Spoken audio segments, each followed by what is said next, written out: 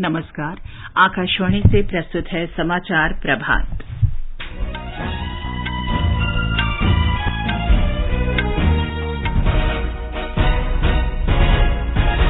संसद के कल से शुरू होने वाले बजट सत्र से पहले सरकार ने आज सर्वदलीय बैठक बुलाई। भारत की अध्यक्षता में G20 अंतर्राष्ट्रीय वित्तीय संरचना कार्य समूह की पहली बैठक आज से चंडीगढ़ में। राष्ट्रीय राजधानी क्षेत्र सहित उत्तर पश्चिम भारत में मूसलाधार वर्षा। मौसम विभाग ने आज भी बारिश की संभावना व्यक्त की। मध्य प्रदेश में खेलो इंडिया युवा खेल का 5वां संस्करण आज से शुरू। भुवनेश्वर में हॉकी विश्व कप में जर्मनी ने पेनल्टी शूटआउट में बेल्जियम को 5-4 से हराकर विश्व कप जीता और बीसीसीआई ने अंडर 19 महिला क्रिकेट टीम को विश्व कप जीतने पर 5 करोड़ रुपए के नकद पुरस्कार की घोषणा की।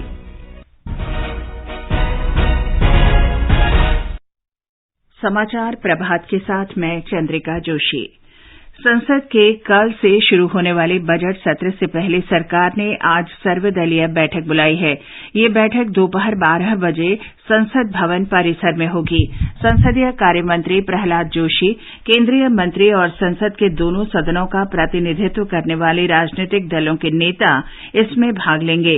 बैठक में सरकार सत्र के दौरान संसद के दोनों सदनों के सुचारू कामकाज को सुनिश्चित करने के लिए सभी राजनीतिक दलों से सहयोग मांगेगी। संसद का बजट सत्र कल से शुरू हो रहा है। एक रिपोर्ट। संसद का बजट सत्र दोनों सदनों के संयुक्त बैठक के दौरान राष्ट्रपति द्रौपदी मुर्मू के अभिभाषण के साथ शुरू होगा। सत्र के पहले दिन ही दोनों सदनों में आर्थिक सर्वेक्षण पेश किया जाएगा और 1 फरवरी को वर्ष 2023-24 का केंद्रीय बजट प्रस्तुत किया जाएगा। बजट सत्र 6 अप्रैल तक चलेगा और 66 दिनों के दौरान कुल 27 बैठकें होंगी। बजट सत्र का पहला चरण 13 फरवरी तक चलेगा और 14 फरवरी से 12 मार्च तक अवकाश रहेगा। इस दौरान संसदीय अस्थायी समितियां मंत्रालयों और विभागों से संबंधित अनुदान मांगों पर चर्चा कर रिपोर्ट तैयार करेंगी। बजट सत्र का दूसरा चरण 13 मार्च से शुरू होगा और 6 अप्रैल तक चलेगा। आनंद कुमार, आकाशवाणी समाचार, दिल्ली। भारत की अध्यक्षता में G20 अंतर्राष्ट्रीय वित्तीय संरचना कार्य समूह की पहली बैठक आज से चंडीगढ़ में हो रही है। आर्थिक मामलों के विभाग के आर्थिक सलाहकार अनु पी मथाई ने कल चंडीगढ़ में संवाददाताओं को बताया कि इसका उद्देश्य कमजोर देशों की चुनौतियों का समाधान तलाशना है। एक रिपोर्ट। इस 2 दिवसीय बैठक में G20 सदस्य वाले देश, आमंत्रित देश और अंतर्राष्ट्रीय संगठनों के 100 प्रतिनिधि भाग लेंगे। बैठक का उद्घाटन आज सुबह कृषि एवं किसान कल्याण मंत्री नरेंद्र सिंह तोमर और खाद्य प्रसंस्करण उद्योग मंत्री पशुपति कुमार पारस करेंगे। 2 दिवसीय बैठक के दौरान विचार विमर्श का संचालन फ्रांस और कोरिया के साथ वित्त मंत्रालय और भारतीय रिजर्व बैंक द्वारा संयुक्त रूप से किया जाएगा, जो अंतर्राष्ट्रीय वित्तीय वास्तुकला कार्य समूह के सह अध्यक्ष हैं। इसके अलावा G20 साइड इवेंट का शीर्षक सेंट्रल बैंक डिजिटल करेंसीज, अवसर और चुनौतियां आज आयोजित किया जाएगा। आकांक्षा सक्सेना, आकाशवाणी समाचार, चंडीगढ़। स्टार्टअप 20 के अध्यक्ष चिंतन वैष्णव ने कहा है कि स्टार्टअप एक्स विश्व की स्टार्टअप पारिस्थितिकी प्रणाली का अंत्योदय है। कार्यक्रम समूह के अंतर्गत गठित स्टार्टअप 20X का कल हैदराबाद में दूसरे दिन शुभारंभ हुआ। श्री वैष्णव ने स्टार्टअप 20X के बारे में बताया कि इसे विभिन्न उद्यमियों, नवाचारों, दूरदर्शियों, शिक्षाविदों, शिल्पियों, कलाकारों और कार्यकर्ताओं को एक साथ लाने के लिए शुरू किया गया है ताकि उनके अनुभवों और कार्यों के बारे में विचार विमर्श किया जा सके। प्रधानमंत्री नरेंद्र मोदी ने इस बात पर गर्व व्यक्त किया है कि संयुक्त राष्ट्र ने योग दिवस और अंतर्राष्ट्रीय मोटा अनाज वर्ष मनाने के भारत के प्रस्ताव पर सकारात्मक निर्णय लिया। उन्होंने प्रसन्नता व्यक्त की कि अब लोग बड़े पैमाने पर मोटे अनाज को अपने भोजन में शामिल कर रहे हैं। आकाशवाणी से कल मन की बात कार्यक्रम में प्रधानमंत्री ने कहा कि इससे पारंपरिक रूप से मोटे अनाज उपजाने वाले छोटे किसानों पर बहुत असर पड़ा है। प्रधानमंत्री ने G20 से जुड़े आयोजन में मोटे अनाज से तैयार स्वादिष्ट भोजन परोसे जाने को लेकर प्रसन्नता व्यक्त की। और मुझे खुशी है कि देश के हर कोने में जहां भी G20 की समिट हो रही है, मिलेट से बने पौष्टिक और स्वादिष्ट व्यंजन उसमें शामिल होते हैं। यहाँ बाजार से बनी खिचड़ी, पोहा, खीर और रोटी के साथ ही रागी से बने पायसम, पूड़ी और डोसा जैसे व्यंजन भी परोसे जाते हैं। G20 के सभी वेन्यूज पर मिलेट एग्जीबिशन में मिलेट से बनी हेल्थ ड्रिंक, सीरियल्स और नूडल्स को शोकेस किया गया। प्रधानमंत्री ने ई कचरे के उचित तरीके से निपटान करने की आवश्यकता पर बल दिया। उन्होंने कहा कि आज हम जिन उपकरणों को नवीनतम मान रहे हैं, कल वही ई अपशिष्ट बन जाएंगे। उन्होंने ई कचरे के बेहतर प्रबंधन के बारे में जागरूकता लाने का आह्वान किया। हाल ही में घोषित पद्म पुरस्कारों के बारे में प्रधानमंत्री ने कहा कि इस बार जनजातीय समुदाय और उनसे जुड़े लोगों को भी अच्छी संख्या में पद्म पुरस्कार दिए गए हैं। नक्सल प्रभावित क्षेत्रों के भटके युवाओं को सही राह दिखाने वालों को भी पद्म पुरस्कार प्रदान किए गए हैं। प्रधानमंत्री मोदी ने कश्मीर की समृद्ध संस्कृति, कला और शिल्प का प्रदर्शन करने वाले वितस्ता कार्यक्रम के लिए संस्कृति मंत्रालय की सराहना की है। अमृत महोत्सव के एक ट्वीट के जवाब में प्रधानमंत्री ने कहा कि ये कार्यक्रम कश्मीर की ऐतिहासिक पहचान को अन्य राज्यों में ले जाता है और एक भारत श्रेष्ठ भारत की भावना का प्रतीक है। ये समाचार आकाशवाणी से प्रसारित किए जा रहे हैं। Hey girls! आज तो पार्टी चाहिए। चैंपियन के साथ सेल्फी लेंगे। आइडिया, यही करते हैं पार्टी। Pizza party. ये चल अपना कार्ड और पिन दे। मेरे कार्ड की डिटेल्स मैं खुद ही डालूंगी। आरबीआई कहता है अपना पिन, ओटीपी, सीवीवी या इंटरनेट बैंकिंग पासवर्ड किसी के साथ शेयर ना करें। ऑनलाइन बैंकिंग सिर्फ अपने कंप्यूटर, मोबाइल और सिक्योर नेटवर्क से करें। बाय गर्ल्स, कहाँ जा रही है? सुना नहीं, नो शेयरिंग। आरबीआई कहता है जानकार बनिए, सतर्क रहिए।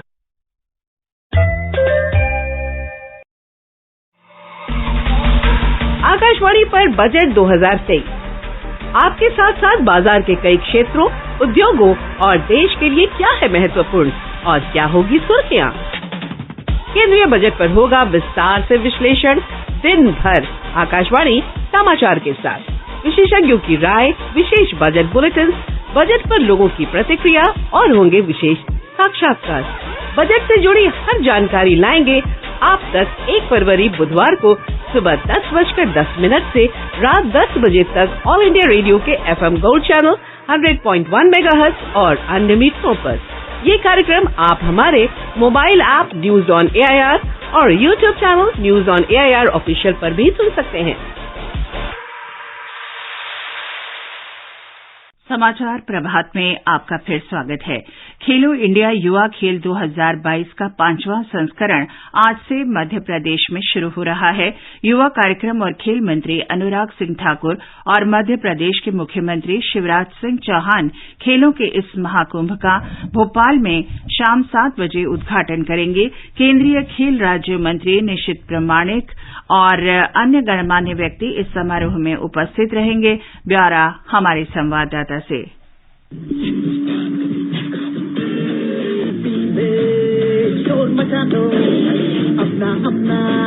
देश भर के करीब 6000 खिलाड़ियों का दिल आज से मध्य प्रदेश में इस थीम सॉन्ग पर धड़केगा। इन खेलों की 27 खेल स्पर्धाओं में 250 से अधिक स्वर्ण पदकों के लिए खिलाड़ी अपना जी जान समर्पित कर देंगे। मध्य प्रदेश के 8 शहरों भोपाल, इंदौर, उज्जैन, जबलपुर, ग्वालियर, मंडला, बालाघाट और महेश्वर में 11 फरवरी तक होने वाले इस 13 दिवसीय खेल आयोजन को सफल बनाने के लिए लगभग 13,000 अधिकारी और 2,000 स्वयंसेवक तैनात किए गए हैं। तो तैयार हो जाइए आज से युवा जोश, दमखम और शानदार प्रतिस्पर्धा के रोमांच को देखने के लिए। संजीव शर्मा, आकाशवाणी समाचार, भोपाल। और अब खेल जगत की अन्य खबरों के साथ हैं देवेंद्र त्रिपाठी।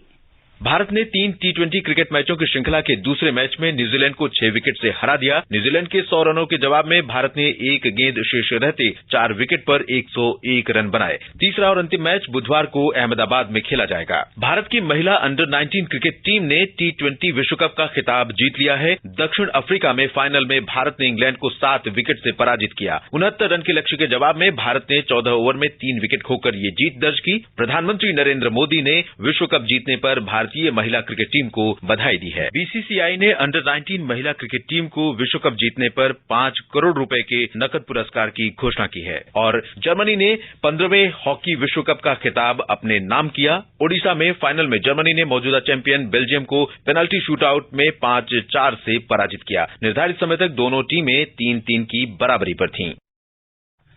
राष्ट्रीय राजधानी क्षेत्र सहित समूचे उत्तर पश्चिम भारत में मूसलाधार वर्षा हुई। मौसम विभाग ने आज भी बारिश की संभावना व्यक्त की है। उत्तराखंड में देहरादून सहित लगभग सभी इलाकों में बारिश हो रही है। देहरादून में बीती रात भारी बारिश हुई है।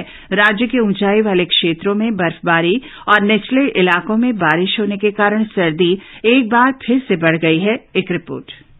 प्रदेश में कल से मौसम ने करवट ले ली है। मौसम विभाग ने आज 4 जिलों उत्तरकाशी, चमोली, पिथौरागढ़ और बागेश्वर में भारी बारिश और बर्फबारी की संभावना जताई है। देहरादून, टिहरी, पौड़ी, नैनीताल, चंपावत, ऊधमसिंह नगर और हरिद्वार में बारिश, ओलावृष्टि और बिजली गिरने की चेतावनी दी है। देहरादून और आसपास के इलाकों में भारी बारिश को देखते हुए अधिकारियों को सतर्क रहने के निर्देश दिए गए हैं। जिला प्रशासन और आपदा प्रबंधन के अधिकारियों को आपदा की सूचना पर तत्काल मौके पर पहुंचने को कहा गया है। बारिश के कारण देहरादून में बार बार बिजली गुल हो रही है। राम खिलाड़ी मीणा, आकाशवाणी समाचार, देहरादून।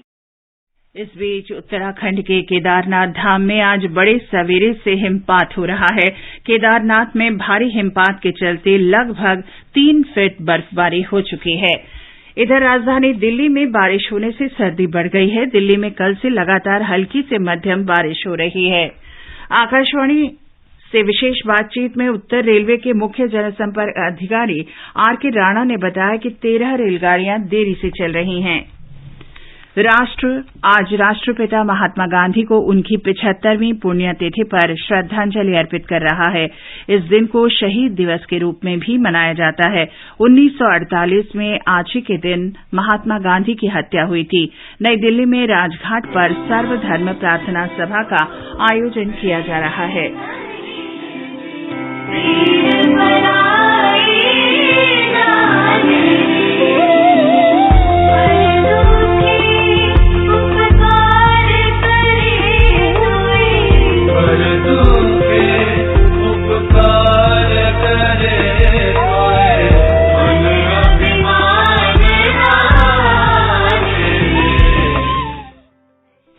और अब आज के समाचार पत्रों की सुर्खियों के साथ हैं कनकलता। हिंदुस्तान और अमर उजाला लिखता है, प्रधानमंत्री ने मंत्रिपरिषद की बैठक में कहा, देश को टीम के रूप में सोचना और बढ़ना होगा। जनसत्ता ने लिखा है, मंत्रियों से कहा योजनाएं बताएं, मध्य वर्ग तक जाएं। आज के अखबारों ने अंडर 19 महिला क्रिकेट में T20 में विश्व कप की जीत के साथ इतिहास रचने को सुर्खियों में दिया है। राजस्थान पत्रिका के शब्द हैं, इंग्लैंड को हराकर खिताब जीता, पहली बार बनी विश्व चैंपियन। जनसत्ता और हिंदुस्तान ने जीत की खुशी से झूमती भारतीय टीम का चित्र राष्ट्रीय ध्वज के साथ दिया है। दैनिक भास्कर का शीर्षक है, भारत इकलौता देश जिसके पास one day world cup, T20 world cup, पुरुष अंडर 19 और महिला अंडर 19 वर्ल्ड कप।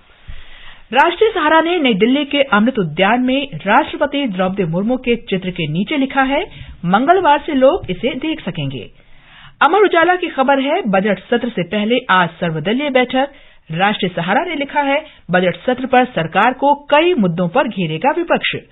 जनसत्ता ने पहले पन्ने पर विस्तार से मुद्दों का जिक्र करते हुए लिखा है, पहले चरण में आर्थिक सर्वेक्षण और बजट, जबकि सत्र के दूसरे चरण में महत्वपूर्ण विधेयक पेश होंगे। जनसत्ता, देशबंधु और नवभारत टाइम्स ने दिल्ली के विजय चौक में बारिश के बीच बीटिंग रिट्रीट के मनोहारी चित्र दिए हैं।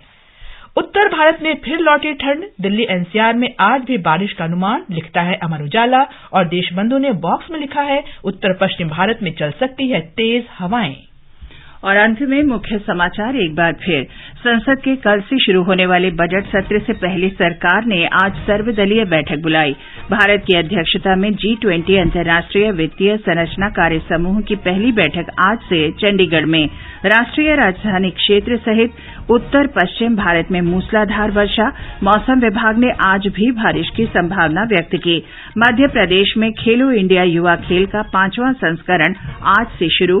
भुवनेश्वर में हॉकी विश्व कप में जर्मनी ने पेनल्टी शूटआउट में बेल्जियम को 5-4 से हराकर विश्व कप जीता। और BCCI ने अंडर 19 महिला क्रिकेट टीम को विश्व कप जीतने पर 5 करोड़ रुपए के नकद पुरस्कार की घोषणा की। इसके साथ ही समाचार प्रभात का ये अंक समाप्त हुआ। नमस्कार।